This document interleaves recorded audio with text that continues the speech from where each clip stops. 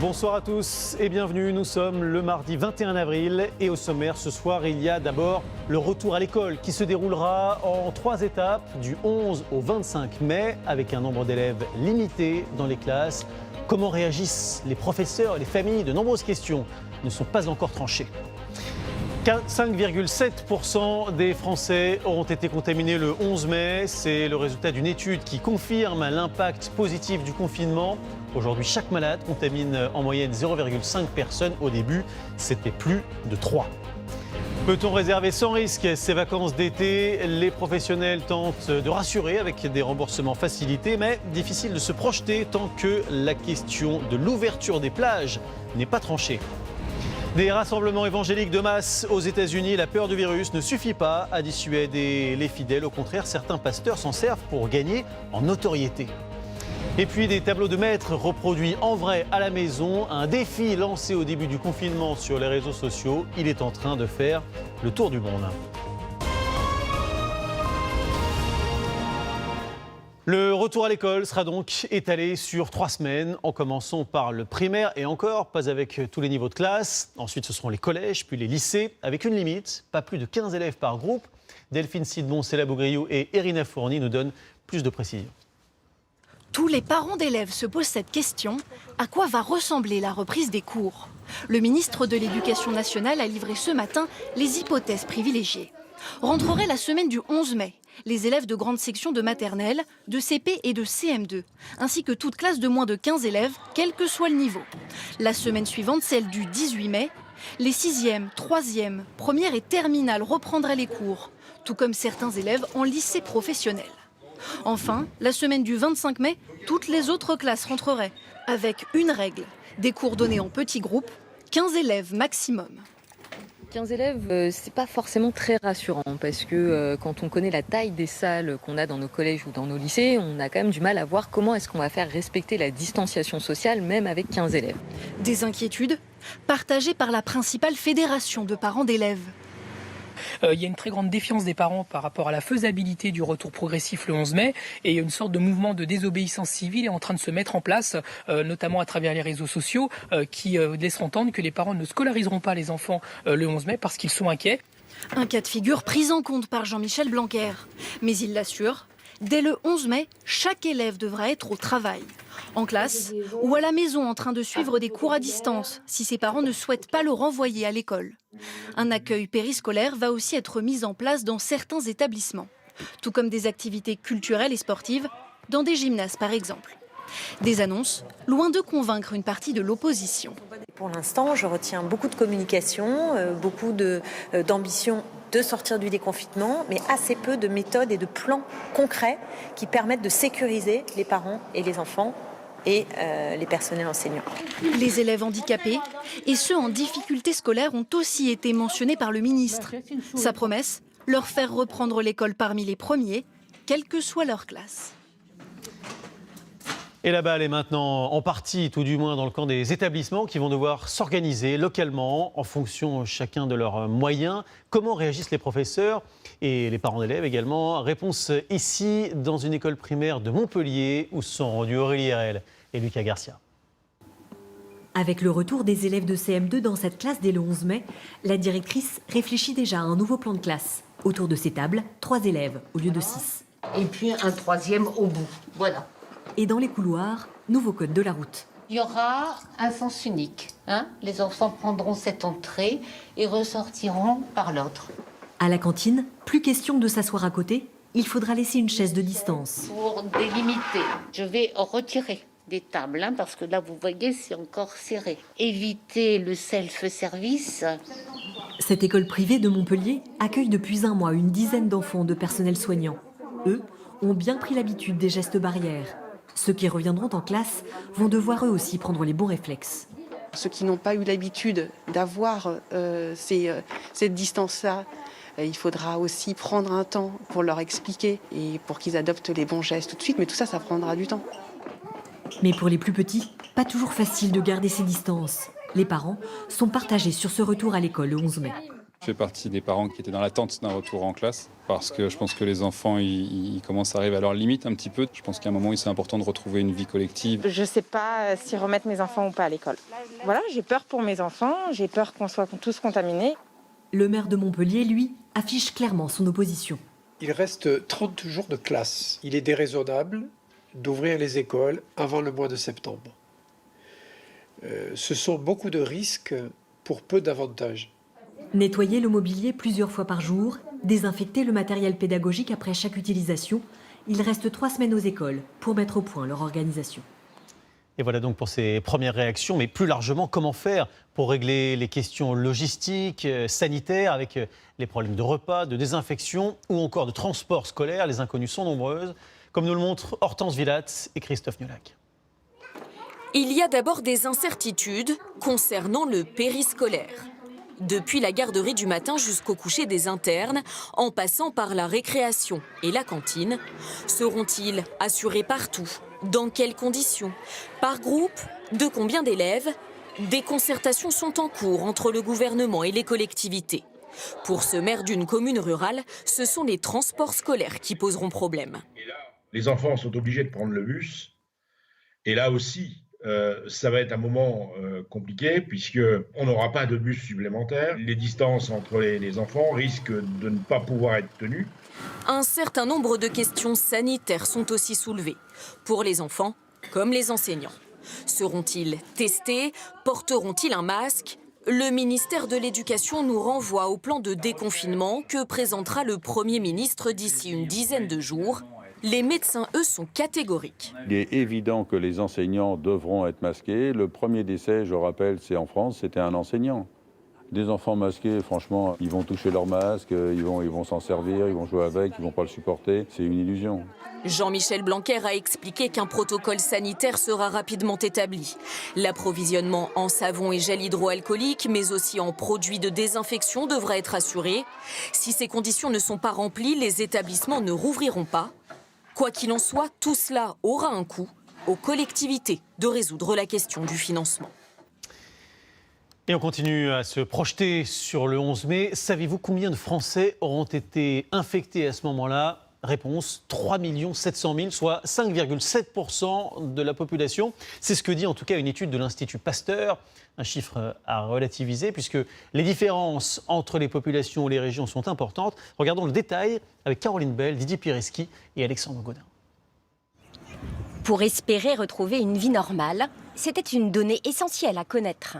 Combien de Français sont déjà infectés? 5,7% le seront d'ici au 11 mai, estiment des chercheurs de l'Institut Pasteur, avec de grandes disparités selon les régions. Autour de 12% pour les habitants d'Île-de-France et du Grand Est, seulement 1,4% en Nouvelle-Aquitaine où le virus a peu circulé. Le paradoxe, c'est qu'on est très loin d'une population immunisée à 70%, ce qui stopperait l'épidémie, et c'est à cause du confinement. On est à seulement 6% parce que le confinement a eu un impact énorme sur la transmission, parce que grâce au confinement, on a réussi à vraiment casser les chaînes de transmission et à réduire de 84% le taux de transmission du virus dans la population. Effectivement, avant le confinement, une personne malade contaminait 3 ou 4 personnes. Aujourd'hui, le taux de transmission, autrement appelé R0, est de 0,5. En clair, un malade infecte moins d'une personne.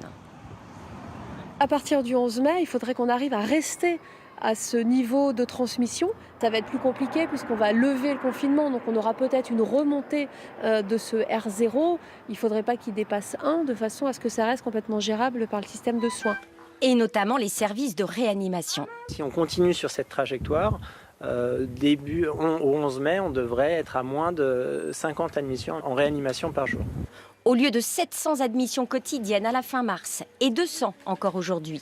L'enjeu du déconfinement, c'est d'éviter à tout prix qu'une deuxième vague de l'épidémie submerge à nouveau les hôpitaux.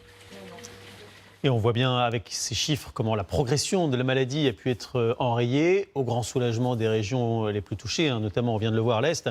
À Colmar, par exemple, la situation n'a plus grand-chose à voir avec ce qu'elle était il y a seulement 1 mois et demi. Philippe Vogel et Joseph Pasquier sont retournés dans la ville.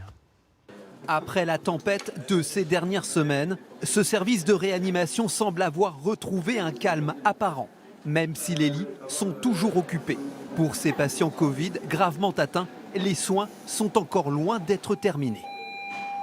En général, les patients qui restent en réanimation restent en moyenne 1 mois, parfois un peu plus, parfois un peu moins. Et c'est toute la difficulté de ce type de prise en charge, c'est qu'il nous faut du temps pour que les patients récupèrent bien et sortent de notre unité. Si la majorité des lits de réanimation est encore occupée par des patients Covid, aux urgences, les admissions ont chuté. Le service a retrouvé une organisation plus habituelle. Alors on répare les dégâts après des semaines très mouvementées. On en profite pour faire des travaux, remettre un peu d'ordre dans le service, tout ce qui était cassé.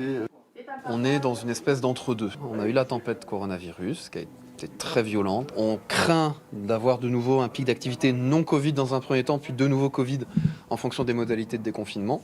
Pour certains, la maladie est plus sournoise. 6 semaines après les premiers symptômes et une rémission, chez ce patient, le virus s'est subitement réactivé.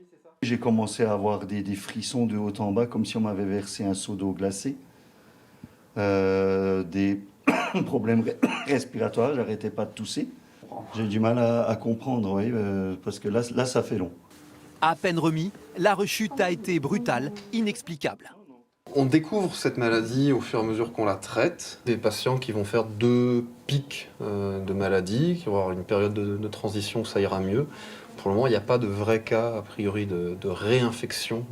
L'hôpital doit désormais gérer le retour des patients aux pathologies chroniques. Ces dernières semaines, beaucoup ont préféré éviter l'hôpital par crainte d'une contamination. Toujours à propos des soignants, le directeur général de la santé a indiqué ce soir que pour tous ceux qui ont été ou seront touchés, le coronavirus sera considéré comme une maladie professionnelle. Jérôme Salomon, qui a aussi donné les chiffres de l'épidémie, depuis le 1er mars, 20 796 décès sont liés au coronavirus, soit 531 de plus en 24 heures. Le nombre de personnes en réanimation continue, lui, à baisser pour le 13e jour consécutif. Mais attention, cela pourrait repartir à la hausse si la vie reprenait comme avant à partir du 11 mai. Et dans certaines villes, on commence d'ailleurs à percevoir une forme de relâchement avec le beau temps, sans doute. Également la perspective de cette date du 11 mai. Et certains soignants s'en inquiètent. Pierre-Emmanuel Chinardet et Vincent Abel-Hanédal l'ont constaté. Une rue commerçante, dans Paris, à la pause déjeuner. Il y a plus de monde que les semaines précédentes. Mais peut-être qu'il y a plus de gens qui travaillent aussi. Ici, les magasins d'alimentation sont restés ouverts. Les autres reprennent progressivement leurs activités. Résultat, avec l'effet d'entraînement et le beau temps. J'ai ressenti un relâchement, je pense que c'est un petit peu général. Certains l'avouent. La preuve, j'ai pas mis mon masque. Les gestes barrières disparaissent. Quand je rencontre un ami dans le quartier, on commence à parler et on a tendance à, effectivement, d'un seul coup, on se rend compte qu'on se rapproche et on se dit « oh bon ». Respecter la distanciation. Rester confiné malgré tout. C'est le cas de la majorité des Français. À Paris, le nombre de verbalisations reste constant. Et la date et l'heure. D'accord. Cette fois, ça va, d'accord. Et ces derniers jours, il est même très faible. Bonne journée. Au revoir. Mais ponctuellement, dans certains lieux, comme ici sur cette place de la capitale, transformée en terrain de jeu, à l'approche du 11 mai, le défi semble plus difficile. J'ai l'impression que les gens ils se disent ça y est, c'est plus ou moins gagné, dans 3 semaines on est dehors. C'est très agaçant. On a l'impression que les gens pensent à leur petite personne avant la globalité des Français et il y a beaucoup de malades. Donc s'il vous plaît, restez chez vous, vraiment, pensez à nous, quoi. Les soignants ne sont pas les seuls à invoquer le strict respect des règles sanitaires. En première ligne, les commerces de proximité. Pour eux, l'enjeu est colossal. On continue, on relâche rien. De toute façon, si on veut que les entreprises reprennent, on n'a pas le choix, on est obligé de suivre les règles. Des règles appliquées à la lettre par les sportifs. 19h ce soir, pas une minute à perdre. Comme si tout le monde voulait d'une certaine manière accélérer le temps. Du côté des entreprises maintenant, pour la première fois depuis le début du confinement, un constructeur automobile a repris la production. L'usine Toyota tourne à nouveau à Onnaing, près de Valenciennes. Un redémarrage au ralenti avec des conditions sanitaires strictes, comme l'ont constaté Sébastien Ambert et Gauthier Delobette. À l'intérieur de l'usine Toyota, ses salariés collent sur le sol un ruban pour orienter la circulation du personnel. Et puis ici, un peu plus loin, on installe des plexiglas pour séparer les opérateurs qui garnissent les portières des voitures.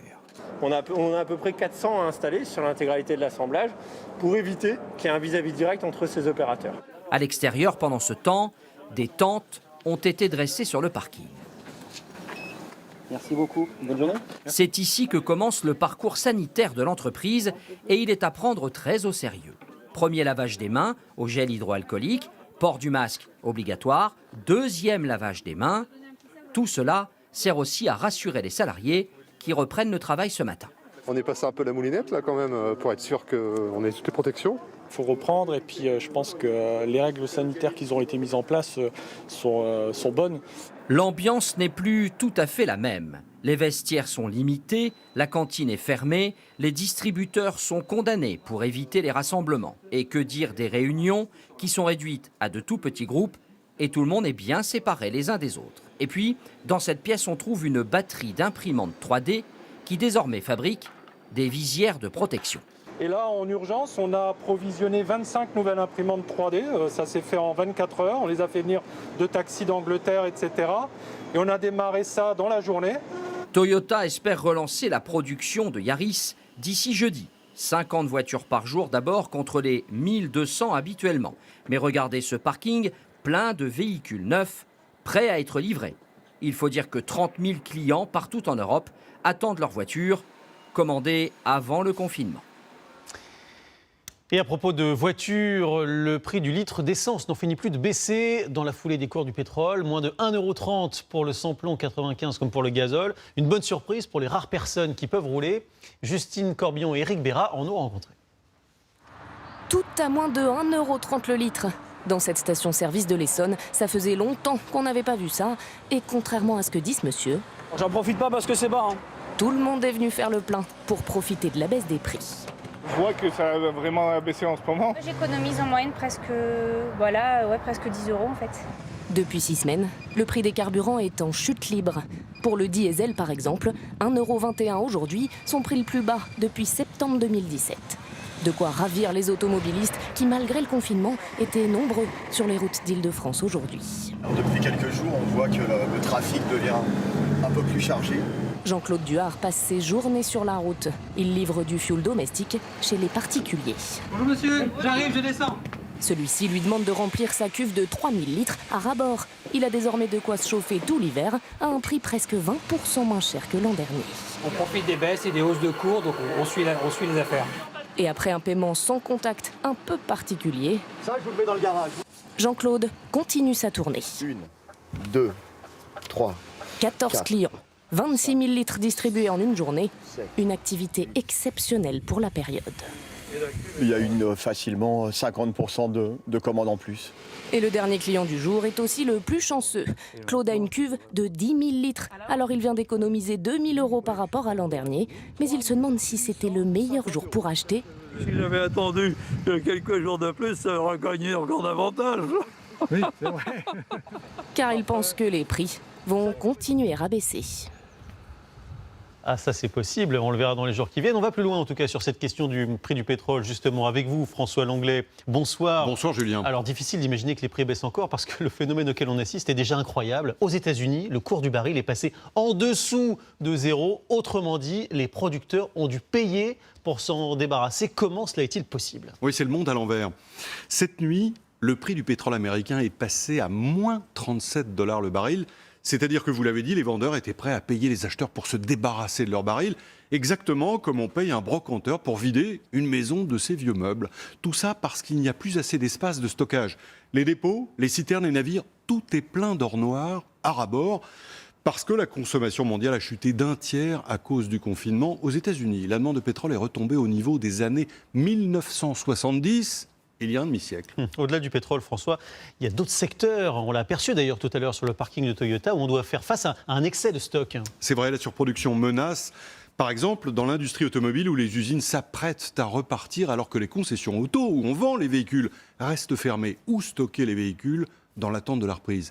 Idem dans le transport aérien, les 4/5 des 23 000 avions dans le monde sont cloués au sol, au point qu'on cherche des places de parking jusque dans les déserts d'Australie.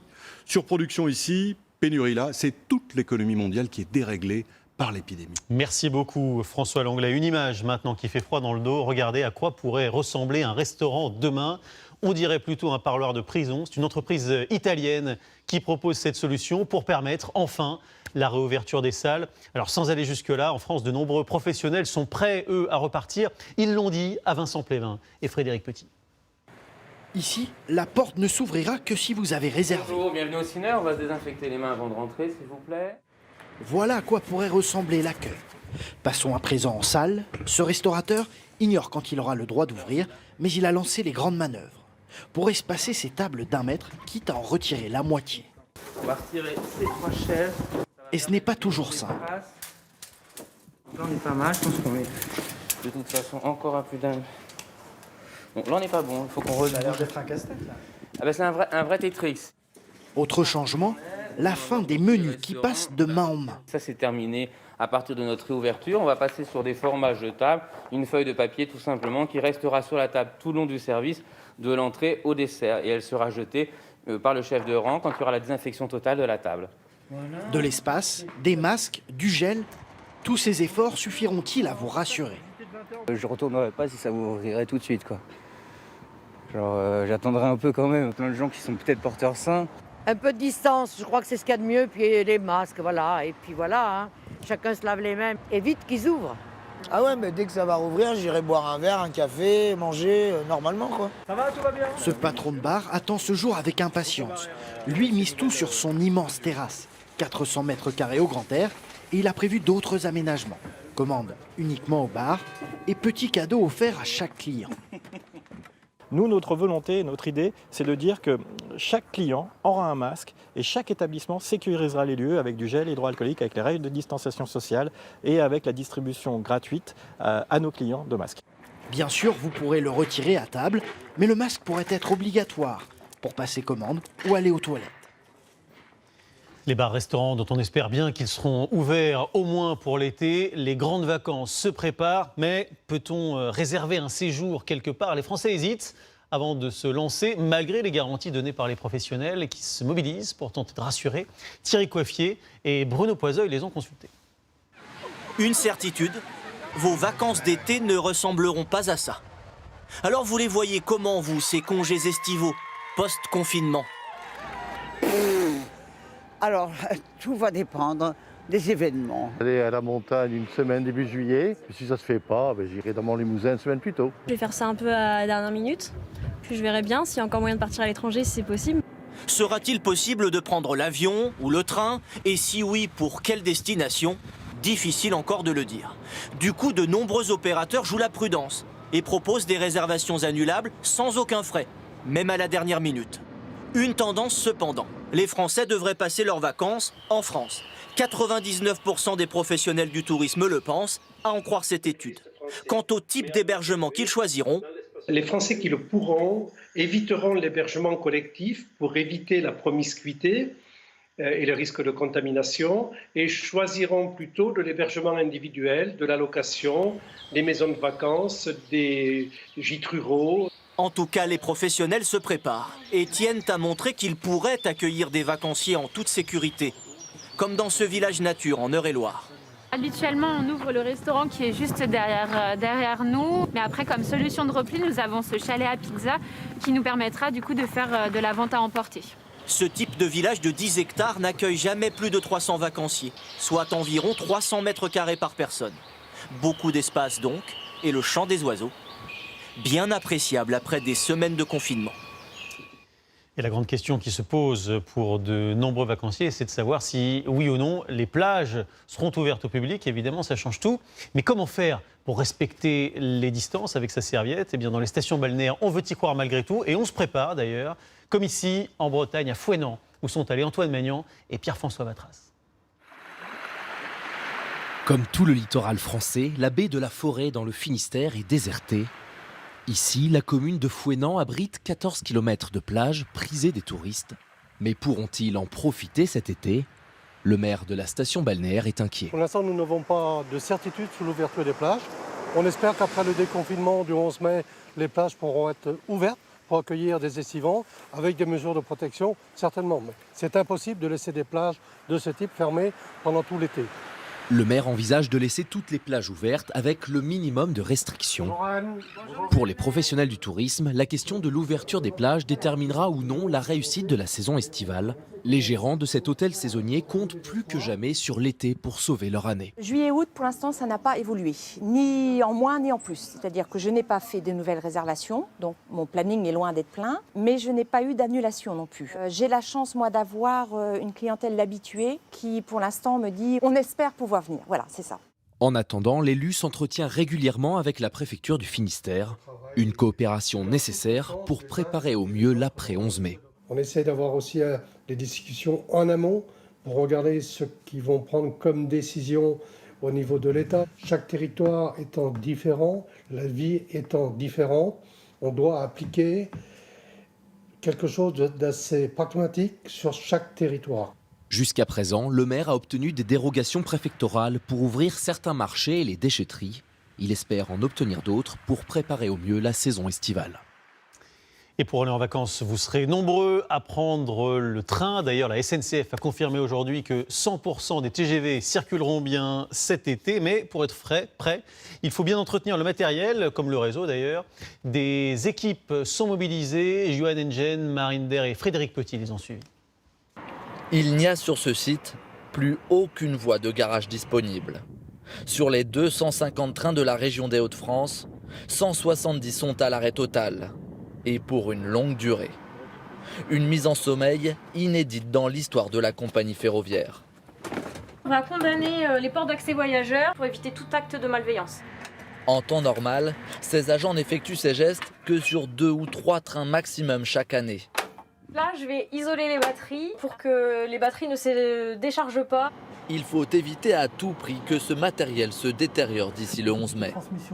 L'objectif que l'on a, c'est de permettre un redémarrage plus facile quand la période du déconfinement sera arrivée. Parce que si on ne fait pas cette procédure, on va être obligé de faire une grosse masse d'opérations de maintenance pour la sortie et ça va nous empêcher de redémarrer proprement. À 200 km de là aussi, on s'organise pour la reprise. 80% des chantiers ont été reportés, mais certains restent prioritaires. Ces techniciens coupent, soudent et frappent le rail afin que les fortes chaleurs du printemps ne le déforment pas. Une opération impossible à décaler dans le temps. On a soudé tout le temps, on n'a pas été arrêté. Il faut que les trains roulent. Avec 2 fois moins d'agents, seules les opérations urgentes sont réalisées. Mais cette situation devrait s'améliorer. On a obtenu des masques chirurgicaux, ce qui nous permet de recommencer à faire certains chantiers. Et petit à petit, dans les semaines qui viennent, on va essayer de remonter en production, mais toujours en faisant très attention aux gestes barrières. Objectif, pouvoir assurer un maximum de chantiers avant le 11 mai. Dans les EHPAD maintenant, comment se passe la mise en place des visites pour les familles? Elles sont autorisées depuis hier, mais dans certains établissements, on préfère attendre encore un peu, notamment ici, près d'Amiens, dans cet établissement où aucun cas jusque-là n'a été recensé. Reportage Marine Brossard et Clément Bier. Contrairement à d'autres, Marie-Ange sait qu'elle devra encore tenir, sans voir sa mère, se contenter de seulement l'apercevoir. Il y a votre fille qui est juste à la fenêtre là-bas. À travers la fenêtre de sa chambre. Maman, ça me fait mal de ne pas pouvoir y aller, mais je comprends qu'ils prennent aussi beaucoup de précautions. C'est comme ça, il ne faut pas multiplier les risques. Le gouvernement a autorisé à nouveau les visites dans les EHPAD, mais la direction de cet établissement, que nous rencontrons à l'extérieur, continue d'interdire toute visite, même si les appels des familles se font pressants.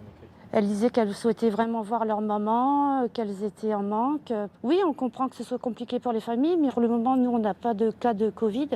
Donc on souhaiterait que ça continue dans ce sens. Ça a été un très lourd combat. On avait fermé aux visites même avant le confinement, on n'en a pas eu. Et si le Covid rentre, mais c'est un tueur en série.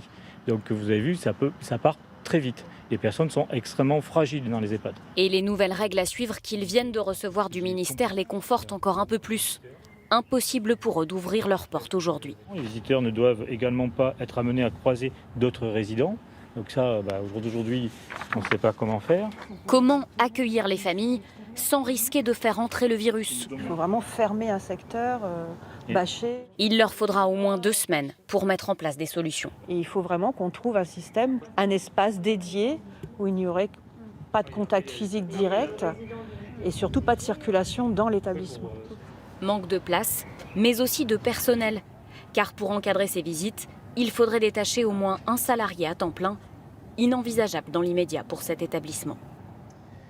Et à propos des familles, l'un des grands drames de cette crise, c'est que dans les hôpitaux, les malades sont seuls. Certains médecins font donc le relais. Ils appellent les proches pour donner des nouvelles. Travail difficile. Nathalie Pellerin, Sébastien Maloiseau et Didier Pirisky ont pu suivre certains d'entre eux au quotidien.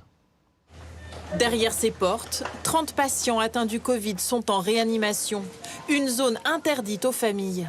Cette chirurgienne, elle, s'y rend tous les jours, même si ce n'est pas son service. Sur le plan ventilatoire, tu vois, on est plutôt assez stable avec une saturation à 100%. On recueille les informations auprès des réanimateurs tous les jours pour pouvoir ensuite les transmettre aux familles. Ils ont un père, une mère, un frère qui est vraiment entre la vie et la mort. Ils ne peuvent pas venir les voir. Et ça, c'est une situation qui est complètement inédite et quasiment inhumaine. Elle appelle aussitôt la sœur de la patiente pour lui donner des nouvelles. Bon, écoutez, aujourd'hui, la situation est stable. Si on est stable, on n'est finalement pas si mécontent, puisqu'on a traversé déjà jusqu'ici.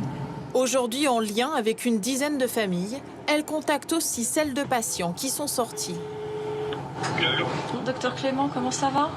Oui, tout va bien. Au bout du fil aujourd'hui, Noah. Son père vient tout juste de quitter le service de réanimation. Il vient de loin, 10 à 15 jours sous respirateur, c'est beaucoup. C'est beaucoup, donc en coma artificiel. Quand on me disait ça, moi je savais pas. Le coma artificiel, je me dis, il est mort, parce que quand on entend coma, on se dit, waouh, c'est entre la vie et la mort. Et puis on me disait, vous inquiétez pas, monsieur. On est rassuré, on se dit, ah, là, je sais comment il va. Allô, papa? Encore en quarantaine, son père l'avoue, même s'il ne pouvait pas parler, pour lui aussi, ce lien a tout changé. J'étais un peu désespéré, mais par contre, quand je voyais quand même que non, l'encouragement de mes enfants, c'est là où moi j'étais un peu quand même toujours espoir, quoi. Cet anesthésiste réanimateur à la retraite s'est aussi porté volontaire. Il est connecté à distance aux dossiers médicaux des patients. De chez lui, lui aussi rassure les familles. Aujourd'hui, on est au 25e jour de la réanimation.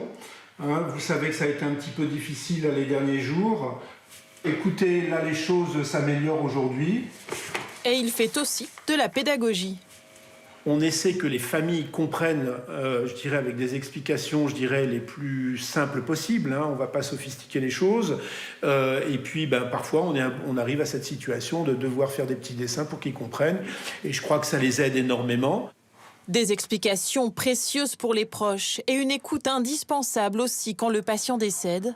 Belkacem vient de perdre son père. Je pense qu'on a tous besoin de savoir, on a tous besoin d'explications. Ça permet d'avancer, bien entendu. Après, je pense qu'on a tout à chacun une manière de gérer les deuils. Savoir que parfois, il fallait s'attendre à ce que ça puisse aller au pire, et ça prépare. Pour cet hôpital, une dizaine de médecins et de chirurgiens apportent leur soutien, mais ce dispositif reste encore rare. Alors tous ces malades, comment ont-ils été infectés? C'est l'une des grandes questions de ce virus. Tous les jours, nous faisons le point sur l'un des aspects de la maladie. Que sait-on exactement ce soir sur la transmission, entre les distances qu'il faut respecter entre les gens, bien les surfaces que chacun touche, combien de temps le virus peut-il survivre? Julien Roux, Bertrand Lachat et Jean-François Drouillet nous aident à y voir un peu plus clair. On sait que le coronavirus se transmet par postillon ou éternuement et sur des surfaces où il peut survivre des heures, voire des jours. Mais que sait-on sur la transmission par voie aérienne? Des chercheurs chinois se sont penchés sur l'impact de la climatisation après l'infection dans un restaurant de 10 personnes réparties sur 3 tables. Elles étaient situées sous le même climatiseur qui a été détecté comme un facteur de contamination. On a eu aussi les expériences dans les bateaux de croisière. Ça a commencé par le Diamond Princess. Il y a eu notre porte-avions, donc on voit bien que ce virus il est transmissible. Il est transmissible par la salive et il est probablement transmissible aussi par des systèmes d'aération. Aux États-Unis, des études ont démontré que le virus se transmet également par l'air expiré, en parlant par exemple, jusqu'à 1,80 m à l'intérieur, mais aussi en plein air. Il y a eu des études qui ont été faites chez des sportifs au cours du jogging ou chez des cyclistes qui montrent que finalement les petites particules peuvent aussi se transmettre. Donc c'est finalement un virus qui se transmet assez facilement par l'air. Que sait-on sur la durée de contagion? Elle dépend de la charge virale, c'est-à-dire la quantité de virus présente dans le corps. Elle varie d'un individu à l'autre. Est-ce qu'on sait si on peut contaminer quelqu'un dès la période d'incubation? La charge virale va augmenter progressivement chez l'individu et donc il sera probablement contagieux dès cette période. Quelles sont les périodes pendant lesquelles on est le plus contagieux? Des études ont montré que la charge virale est la plus élevée environ 5 à 7 jours après l'apparition des symptômes. Mais cela peut durer beaucoup plus longtemps. Une étude menée à Wuhan a révélé que certains patients étaient encore contagieux jusqu'à 37 jours après l'apparition des premiers symptômes. Et justement, à propos de la transmission, on sait qu'elle a explosé en France à la suite d'un rassemblement religieux à Mulhouse. Aux États-Unis, on continue de voir ce genre de réunion, notamment en Louisiane. Nos correspondants, Amandine Atalaya et Mathieu Derrien, ont pu assister à l'une de ces cérémonies. Nous sommes au cœur de la Louisiane rurale, en rase campagne, et pourtant, 26 bus convergent vers cette église. Les fidèles sont parfois venus de loin, ils voulaient à tout prix assister à cet office. En Louisiane, les rassemblements de plus de 10 personnes sont interdits.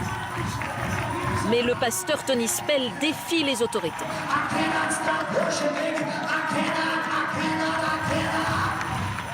Pendant cet office pentecôtiste, où les fidèles courent parfois pour exprimer leur dévotion, nous ne verrons qu'une femme avec un masque, des accolades et quelques poignées de main que nous ne serons pas autorisés à filmer.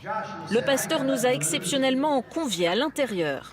On a 2 Parisiens aujourd'hui. Pour nous montrer la réalité, dit-il, il insiste sur le fait qu'il demande aux malades de rester chez eux, lui qui a été interpellé fin mars pour non-respect des règles du confinement, avant d'être libéré. Un procès, la prison, rien n'arrête quelqu'un qui a des convictions. Et depuis que j'ai été arrêté, on n'a jamais reçu autant de soutien de la part des fidèles. La fréquentation de l'église a en revanche un peu baissé. On n'a pas peur de ce virus, quand bien même on l'attrape. Et alors? Et de nombreux fidèles pensent qu'ils échapperont à la maladie. Mon Dieu me protège, mais pour tous ceux qui ne sont pas croyants, la chloroquine est un remède qui marche à 100%. Une théorie que la science ne valide pas. La Louisiane est un État très religieux, mais toutes les autres églises ont fermé dans cette ville de Bâton Rouge au bord du Mississippi, où les habitants ont du mal à comprendre la décision du pasteur rebelle. C'est vraiment dangereux. Vous n'iriez pas? Mais non. Je pense que c'est de la folie. Le pasteur le fait pour devenir célèbre. Certains États américains ont fait une exception aux règles du confinement pour les lieux de culte, les laissant accessibles au public. Impossible de savoir combien d'églises sont encore ouvertes dans le pays, mais au niveau national, 17% des fidèles assurent qu'ils se rendent toujours au service religieux en personne. Pour limiter la transmission, la question du masque, on le sait, est cruciale. À partir de la mi-mai, 17,5 millions de modèles dits grand public seront produits chaque semaine dans le pays. En tout cas, c'est la promesse du gouvernement. Sera-t-elle tenue? On le verra. En attendant, il est d'ores et déjà possible d'en trouver. Oui, mais où et à quel prix? Réponse Thomas Jarion, Arnaud Efergan et Guillaume Gruber. Quelle que soit sa forme ou sa couleur, le masque est devenu un objet du quotidien. Certains l'ont fait main. Ça m'a coûté dans les 2 €, peut-être même pas. D'autres les ont achetés. Il y a une dame qui lui donnait son numéro de téléphone. Elle m'a vendu 2 masques. 5 € un masque. Vous voulez des masques par Internet, vous les commandez en Allemagne, ils arrivent. Entre les ventes sous le manteau et les offres pléthoriques sur Internet, difficile de s'y retrouver. D'autant que pour l'instant, les pharmacies n'ont pas le droit de vendre de masques, même ceux en tissu. En fait, on a des masques qu'on peut uniquement donner aux soignants. Voilà. Mais la loi pourrait changer. Alors ce réseau de pharmacies se prépare et vient de commander 35 000 masques en coton. Prix de vente en pharmacie, on serait autour de 6 €. Deuxième type de masque, les masques chirurgicaux, on a commandé 20 000.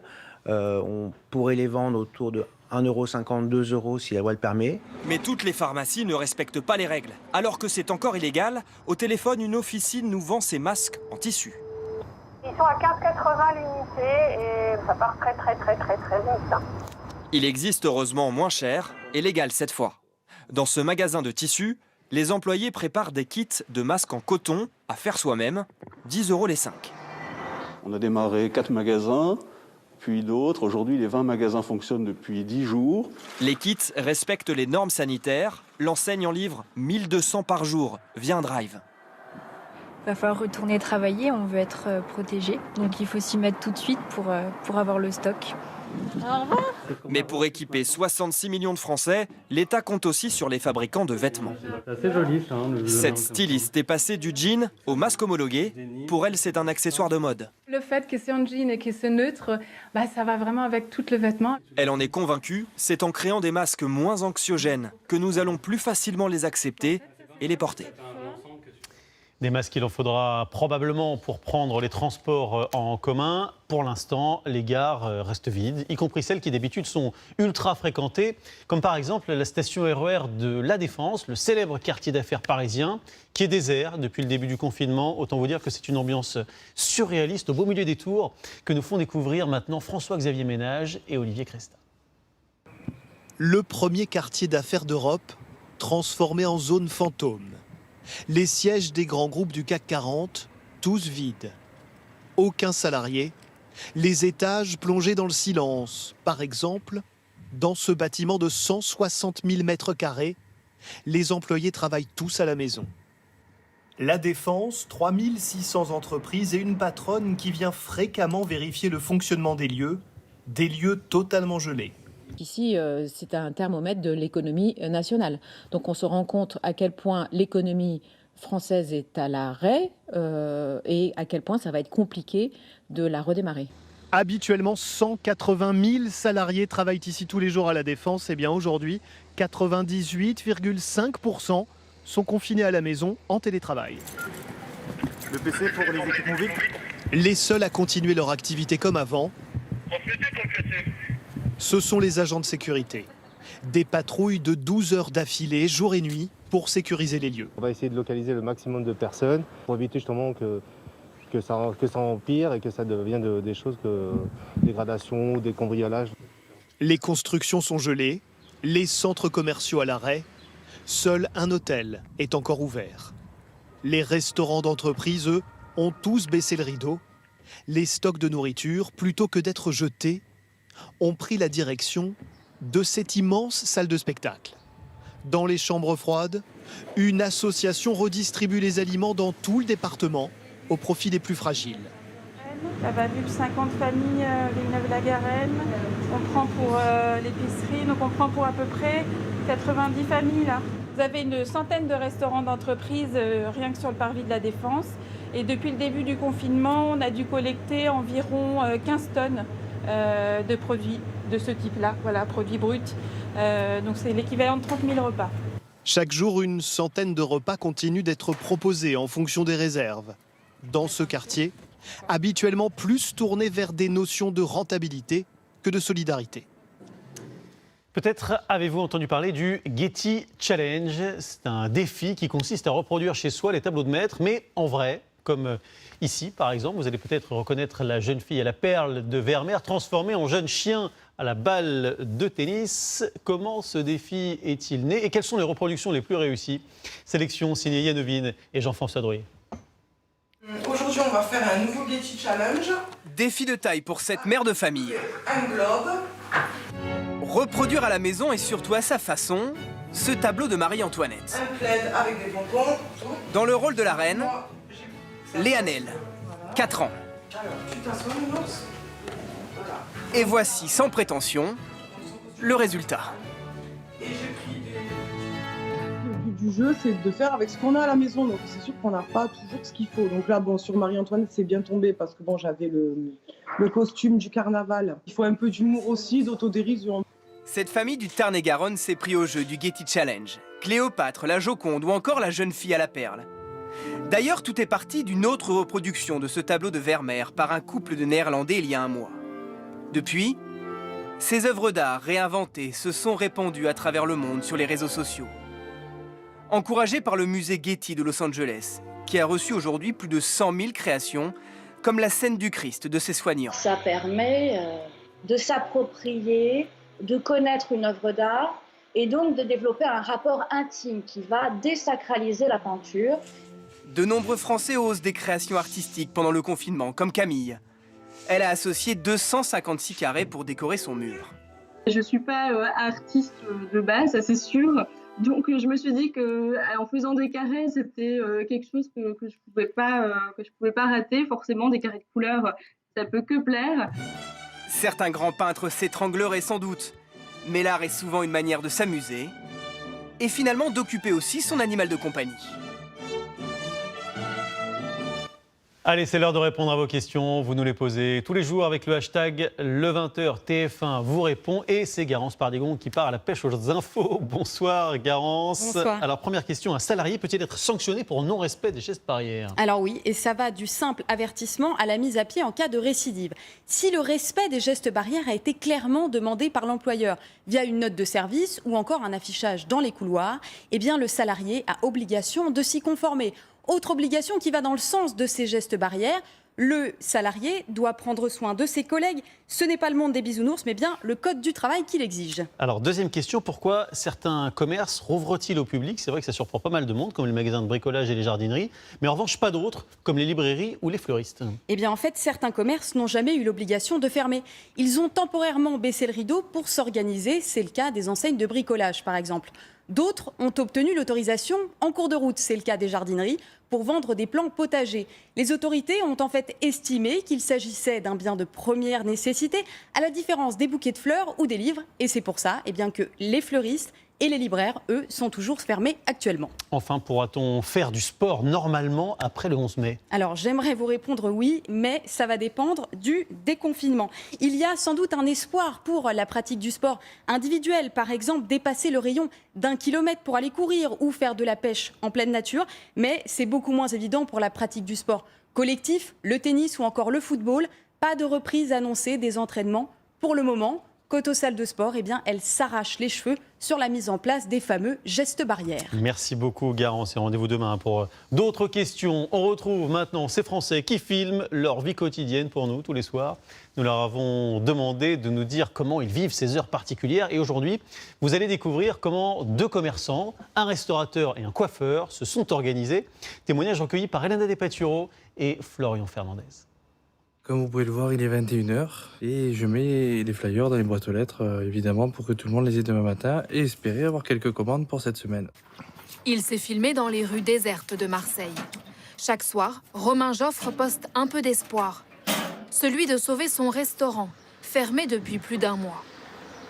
Comme vous pouvez le voir, notre restaurant est tristement vide depuis le 14 mars dernier. En attendant la réouverture, il s'est lancé dans la livraison de repas à domicile. Clairement, on risque d'avoir des restrictions au niveau du gouvernement sur le nombre de personnes dans les locaux. Donc la livraison, ça pourrait être une formidable manière de compléter l'activité au redémarrage. Je vous présente Pascal, c'est mon associé. Bonjour. Dis-nous un peu, qu'est-ce que tu es en train de faire? Je suis en train de préparer un petit filet mignon farci, une commande qui est prévue pour 13h. Il a fallu donc que j'attaque une petite carte, bien sûr, pour qu'elle ne puisse pas perdre en qualité, surtout que pour ces plats qui se réchauffent facilement à la maison. Ces produits frais, il les achète à bas prix à d'autres commerçants solidaires. Donc là, on va voir le boucher du quartier qui a bien voulu jouer le jeu. Voilà, bonjour l'équipe.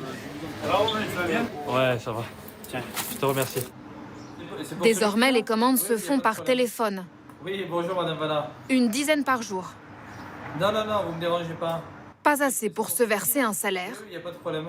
Reste la joie d'être encore là pour ses clients. Bonjour. Ça va? Je vous laisse récupérer votre colis. Et c'est vrai que là, 1 fois par semaine, ça nous fait plaisir d'avoir un repas du restaurant Bar Mémé. Oui, d'accord. Voilà. Lorsqu'on est confiné, la première chose à faire, c'est transformer les pièces. On y va? Se réinventer pour continuer à travailler, c'est aussi le message envoyé par le coiffeur Jean-Michel Faretra. On va paramétrer pour que les élèves puissent me voir correctement. Lissez les cheveux, s'il vous plaît. Il nous a invités à l'un de ses cours à distance, avec 12 coiffeurs en direct. On prend et on pousse à l'intérieur. Là, avec le confinement, c'est un très bon moyen de pouvoir rester connecté avec mon métier et d'être prête pour le retour. Toujours avec une action rapide du pouce, mais on n'a plus le plongeant... En bonus, Jean-Michel nous a donné un dernier conseil. Prenez pas de risque. La tondeuse, vous la rangez et vous attendez qu'on puisse ouvrir. Parce que découpe, piste d'atterrissage, c'est pas terrible. Pour sauver leur entreprise, Jean-Michel et Romain ont fait preuve d'imagination. Confinés, mais pas à court d'idées. C'est l'une des places les plus célèbres du pays. Elle est d'habitude noire de monde, mais depuis le début du confinement, bien sûr, comme tant d'autres, elle reste désespérément vide. Il s'agit de la place du Capitole à Toulouse. Voici donc la Ville Rose. Comme vous ne l'avez jamais vue, une balade aérienne signée ce soir Julien Cressant et François Guerlain. La place du Capitole méconnaissable. Privée de ses bars, de ses restaurants, le cœur de Toulouse s'est arrêté de battre. Habituellement, c'est une place qui vit bien. Il y a toujours des événements dessus et en fait, là, il n'y a plus rien, quoi. Ça fait mal au cœur. Je l'ai connu ici lors de victoire du Stade Toulousain, avec 20 000 personnes dessus, vous voyez. Du haut de son clocher, jamais la basilique Saint-Cernin n'avait connu la ville aussi calme. En survolant Toulouse, nous sommes saisis par le vide abyssal de ces rues d'ordinaire si fréquentées. Comme balayée par le vent du confinement, la ferveur de la place Saint-Pierre s'est envolée, emportant avec elle le souvenir de ces terrasses si prisées. Il y a tous les bars un peu emblématiques de Toulouse tout autour. Donc c'est vrai que c'est là où les étudiants se rejoignent l'après-midi, le soir et jusqu'à la fin de la nuit, quoi. De plus être avec tout le monde là à faire la fête, c'est sûr que c'est triste. Dans ces artères désertes, le tumulte des moteurs s'est tu pour laisser la nature réenchanter la ville. Le long du canal du Midi, on se prend alors à tendre l'oreille. Écoutez avec nous. Dans le métal des écluses désormais fermées, résonnent des sons qu'on aurait presque oubliés. Ne serait-ce que le bruit des oiseaux. C'est souvent même le matin, on est réveillé aujourd'hui, ce qui était très rare à l'époque. Une époque peut-être révolue. Sous un soleil printanier, la Garonne et ses berges restent orphelines de leurs visiteurs.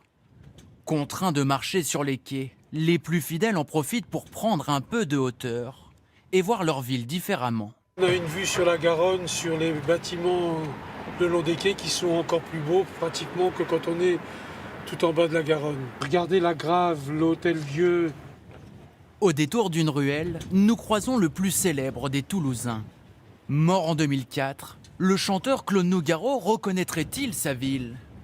À n'en pas douter, il aurait trouvé les notes pour mettre en musique son pays confiné.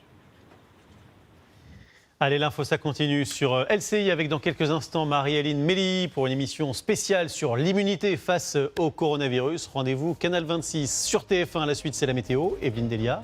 Puis Sécantelou, version confinée. Ensuite, Harry Potter et la Chambre des Secrets. Pour l'info, à 13h demain, le duo, le gros Pernod. Je vous retrouverai à 19h45 pour l'édition spéciale, à 20h bien sûr pour le journal. On se quitte en musique avec Les Temps modernes, la bande originale du film de Charlie Chaplin qu'il avait lui-même composé, interprété par l'Orchestre Philharmonique de Radio France pour accompagner un appel aux dons de l'UNICEF. Bonne soirée à tous et à demain.